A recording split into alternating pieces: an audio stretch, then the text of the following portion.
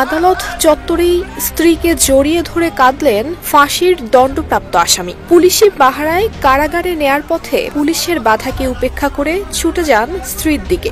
ডান্ডা বেড়ি পড়া হাত দুটি দিয়েই স্ত্রীকে জড়িয়ে ধরেন এবং কান্নায় ভেঙে পড়েন দুজনেই।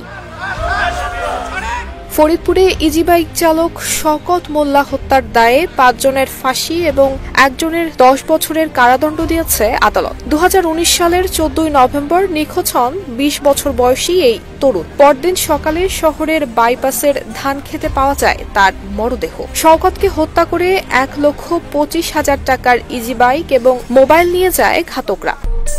আরে কাট আপ কেনাকাটা লেভেল আপ করতে এলো cut up. Best deals, authentic products আর ফাস্ট ডেলিভারি পেতে ডাউনলোড করুন কাট আপ অ্যাপ। ৩১ জুলাই দুপুর ১:৩০টার দিকে ফরিদপুরের অতিরিক্ত দায়রা জজ প্রথম আদালতের বিচারক